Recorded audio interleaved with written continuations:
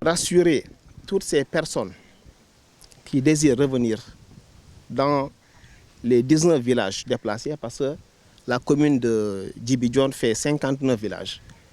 Et malheureusement, 19 d'entre eux ne sont pas encore retournés du fait du conflit que nous connaissons tous.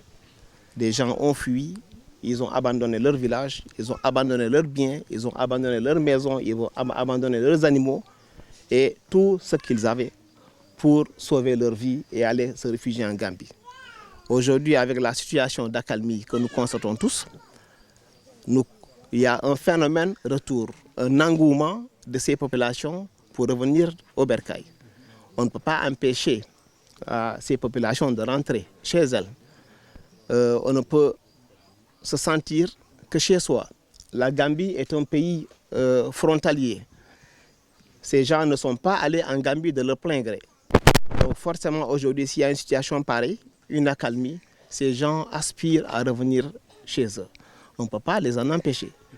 Mais il faut que cela soit organisé, coordonné, planifié, afin que tous ces gens ne rentrent pas de façon pêle-mêle. Vous savez que jusqu'à présent, il y a des zones probablement infestées de mines. Donc si ce retour n'est pas préparé, n'est pas encadré, n'est pas coordonné, forcément, on risque d'aller tout droit vers une catastrophe, vers le pire, et notamment en pertes humaines. Et on ne souhaite pas en arriver là. C'est pourquoi avec monsieur le maire, avec l'ensemble des chefs de village qui veulent revenir, avec monsieur le sous-préfet et avec aussi le commandement militaire sur place, dont je salue vraiment le commandant Ndiaye qui nous a facilité cette mission, préparer tout ce retour de ces familles qui veulent revenir, afin de pouvoir leur faciliter, améliorer leurs conditions de retour et aussi leurs conditions vraiment d'habitat. Et à ce titre, l'agence Landac que je dirige en tant que DG va prendre en charge tous les besoins en termes de couverture de tôle de ces maisons. Chaque famille qui va construire sa maison, nous allons couvrir cette maison en tôle. Nous allons construire des latrines pour cette famille. Nous allons également offrir à cette famille du ciment pour pouvoir renforcer les maisons qui seront construites. Vous savez qu'en milieu diola, d'habitude, la construction d'une maison, elle est communautaire. On ne va pas changer cette façon de faire parce que ce n'est pas de façon individuelle que les gens en milieu diola construisent les maisons. C'est la communauté qui construit. Et pour chaque maison construite, l'ANDAC s'engage à couvrir cette maison. D'habitude, ils ont peur parce qu'ils disent on va construire, mais après, quand l'hivernage va venir, la maison risque de tomber. Donc, pour leur éviter cela et les encourager à revenir, donc on s'engage à couvrir chaque maison qui serait construite, à vraiment donner à cette famille du ciment pour renforcer, comment dirais-je, cette maison construite et également construire des latrines modernes à cette maison. En visitant les quartiers et les maisons, nous avons vu également qu'il y a des infrastructures hydrauliques qui manquent.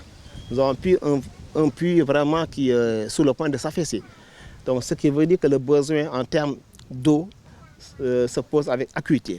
Nous allons à ce niveau également permettre à ces populations de retour de pouvoir avoir des puits forages qui puissent leur permettre d'avoir de l'eau bonne. Vous avez vu la qualité de l'eau qu'on nous a montré tout à l'heure, c'est de l'eau saumâtre. Et ces populations nous ont dit qu'elles se rendent même jusqu'à Baïpang pour chercher de l'eau buvable. Cela ne va pas continuer. Forcément, il faut qu'il y ait des mesures pour les accompagner. Nous allons, nous, en tant qu'agence, nous engager dans ce sillage-là, cette lancée pour accompagner tout ce phénomène retour de ces populations. Également, je compte, au cours de cette mission, une fois retourné à Dakar, travailler sur un programme beaucoup plus large qui puisse permettre à ces gens de bénéficier d'un accompagnement de l'agence.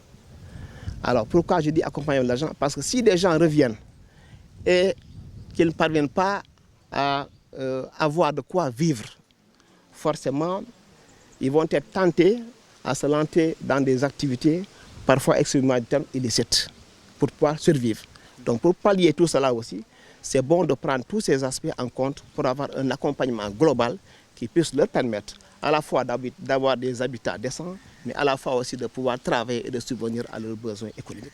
C'est vraiment cela l'objet de ma visite ici, mais je suis très satisfait parce que j'ai pu voir de visu ces maisons affaissées, j'ai pu voir de visu ces populations qui sont dans le besoin et j'ai pu ensemble avec mon équipe parcourir, sillonner ce village et vraiment discuter avec les populations pour connaître leurs besoins réels.